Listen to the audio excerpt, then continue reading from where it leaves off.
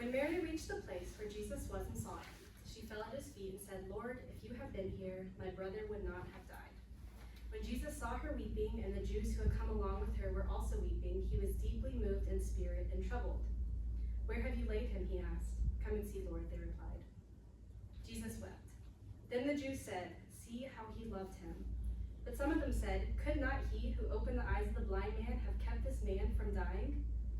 Jesus, once more deeply moved, came to the tomb. It was a cave with a stone laid across the entrance. "Take away the stone," he said. "But Lord," said Martha, the sister of the dead man, "by this time there is a bad odor, for he has been there for 4 days." Then Jesus said, "Did I not tell you that if you believe, you will see the glory of God?" So they took away the stone. Then Jesus looked up and said, "Father, I thank you that you have heard me. I knew that you always hear me, but I said this for the benefit of the people standing here, that they may believe that you sent me." When he said this, Jesus called in a loud voice, "Lazarus, come out." The dead man came out, his hands and feet wrapped with strips of linen and a cloth around his face. Jesus said to him, "Take off the grave clothes and let him go."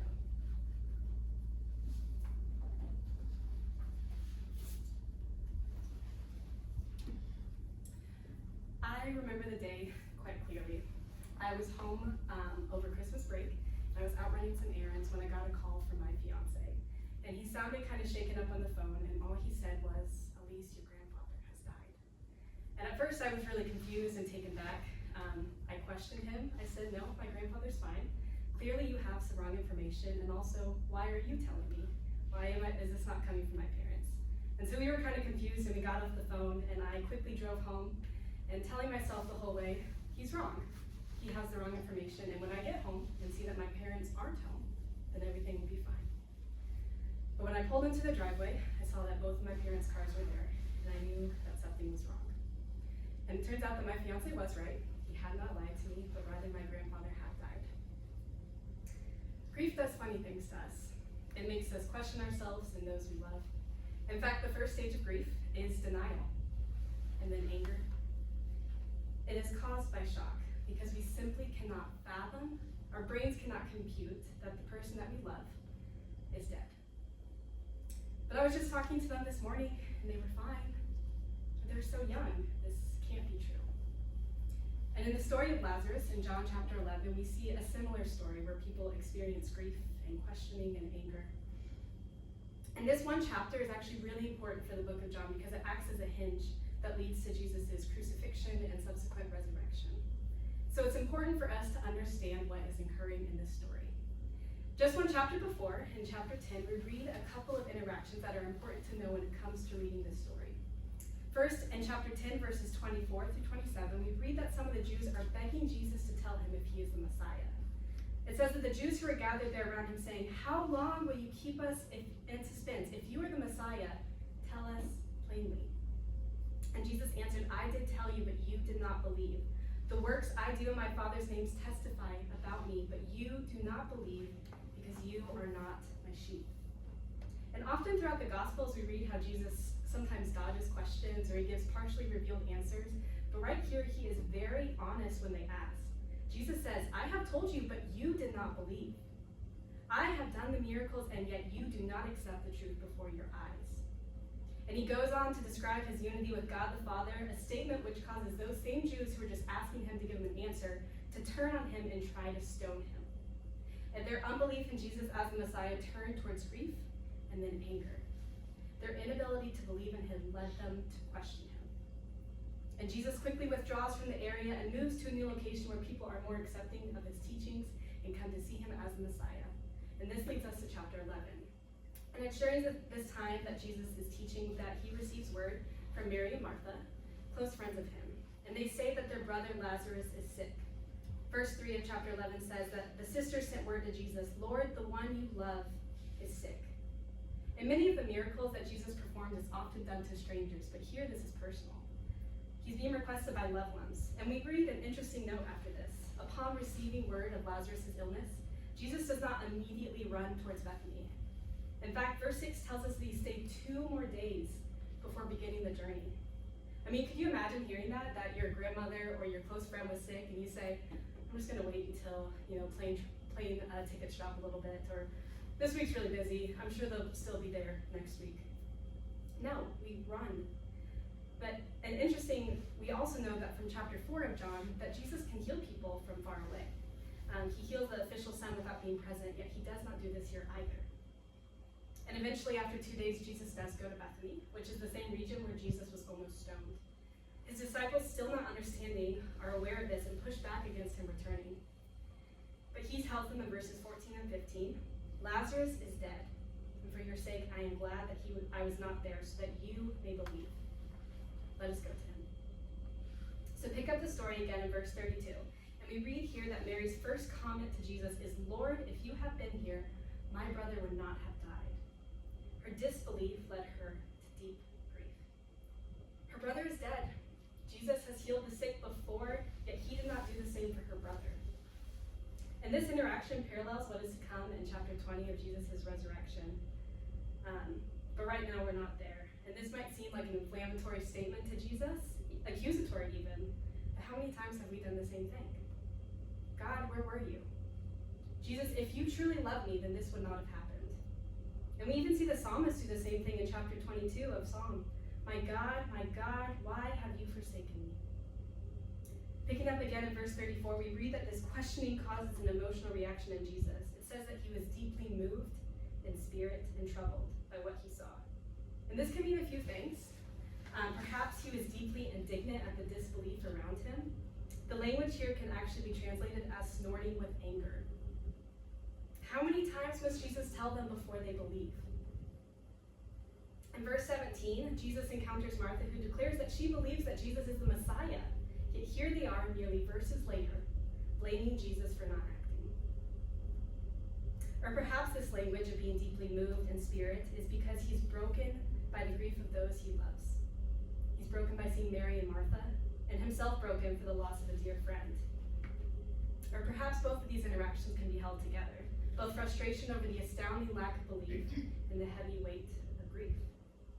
And this understanding could lead us to the shortest verse in the entire Bible, verse 35. Jesus wept. It's a powerful verse, and it's a pause for the mourning community to call out how deeply Jesus must have loved Lazarus. When I walked into my house after realizing that my grandfather died, I saw my parents and my sister in a room, and we didn't say much. We just held each other, and we wept, and we wept. We cried for the life that had been lived, and the life that had been lost, and for how deeply we had loved. And sometimes crying is all that you can do in the face of grief. And research actually shows us that crying is cathartic. It helps to release stress, emotional pain. It can even improve our mood. Crying allows us to interact with the pain and grief we feel, and not bottling it up, but interacting with it and deeply feeling. Psalm 56:8 says that, God, you keep track of all my sorrows. You have collected all my tears in your bottle. You've recorded each one in your book. It is important that this verse stands alone, verse 35, Jesus wept, because it shows us several beliefs about the character of God. God weeps alongside of us in the face of grief. Jesus, in both his divinity and humanity, experienced the full range of human emotion. I mean, he flipped tables in the temple, and here he is crying. By becoming incarnate and drawing near to us, he drew near to all parts of us, including experiencing loss and grief. As one scholar phrases it, the Son of God did not come to redeem the world from imaginary grief or to make grief over death imaginary. Therefore, he joins the mourning procession for the friend whom he is to raise from the dead, and he weeps. Jesus felt a deep loss. He had lost his friend, and the people still did not believe. Everyone around him was grieving due to the weight of death. But death does not receive the last word. Moving on to verse 38, Jesus is at the tomb of Lazarus, and the mourning party has followed him there. And he asks for the stone to be removed. And here again, Martha speaks up, and she says, but Lord, by this time there is a bad odor, for he has been there for 4 days. In Jewish tradition, it was believed that the spirit of the departed was thought to hover around the body for 3 days in the hope of a resuscitation. But now they are on day 4, because we know that Jesus waited an extra 2 days. And Lazarus' soul would have departed by now, and his body would have begun to smell, which makes all the greater possibility for God to be glorified in these coming moments. this intent for glorification is made clear by Jesus in verses 40, where he begins to pray in front of the crowd. But first he says to Martha, didn't I tell you that you would see God's glory if you believe? And then he moves into this public prayer where he states, Father, I thank you that you have heard me. I knew that you always hear me, but I said this for the benefit of the people standing here, that they may believe that you sent me. This prayer shows that Jesus already knew what was to come. He knew that Lazarus would raise, but he still wept. He wept for the grief and the loss of a life. He knew that Lazarus would rise, and this prayer shows that. It says that he looked up, which was a typical posture of prayer in the day, which is kind of weird for us to read because I don't know about you, but I have often been rebuked for having my eyes open during a prayer. But he offers a thank you, and he shows the connection of his relationship with God by calling him Father, an intimate term to use in prayer. This prayer is actually for those listening around him, the mourning community, so that they can see the relationship between God the Father and Jesus, and for them to recognize Jesus for who he is as the Messiah. And I believe it's really important to pause here and to make a distinction that God did not cause the death of Lazarus. In a world as broken as ours, it can be easy to fall into destructive thinking patterns that say God causes things to occur, that death and loss and grief is his doing. Lazarus lived in a fallen world, one of which death was a consequence. And the same thing remains true for us. But rather, God was able to work through the death of Lazarus for good. And while Jesus is not currently walking into funeral homes and raising people from the dead, God is still working through grief and loss to bring about good and to most importantly draw believers to him. About 5 years ago, my home church suffered a really great loss. A student in our youth ministry was killed in a single car accident. It was someone who was incredibly close to my family. And it was very hard, especially on my sister, who was very friends with him. And he was active in the community, and I remember at his funeral, though it was deeply difficult to have to go to a funeral for a teenager, I also remember seeing in the front row about 40 football players who showed up. Many of them who had never been to church before, many of them who had probably never heard the gospel before. And in that moment, they were able to hear the good news. I don't think God caused that, but I think he was able to turn that around for good. God turns mourning into a chance for comfort, a chance to believe in something greater than ourselves. And people believe when they see what happens next. In verse 43, Jesus calls into the tomb, specifically out for Lazarus, because a lot of scholars believe if he had just said, wake up, then all of the dead people in the region would have probably started walking out too. And Lazarus comes out, or perhaps shuffles, as he's still wrapped in his burial clothes, where Jesus promptly calls for them to be taken off. The same people who had just prepared and wrapped the body of Lazarus 4 days ago are now watching him walk out of the grave and ripping off his grave clothes that they had painstakingly placed just a few days ago. The same crowd that moments prior had been participating in the mourning customs are now celebrating their brother and their neighbor who is alive. How could they not believe? Because who else but God could raise the dead to life? By removing the shroud, Lazarus is leaving death behind. His sisters and the crowd can leave their grief behind. Their unbelief led them to grief. But despite their grief, Jesus still brought them to belief. And perhaps the greatest irony of the story is that by Jesus performing the seventh and final sign, this is the one that pushes the chief priests and Pharisees to decide to kill him. At the end of this chapter, in verse 50, Caiaphas states, "You do not realize that it's better for you that one man die for the people than that the whole nation perish." Lazarus' resurrection led to Jesus' crucifixion.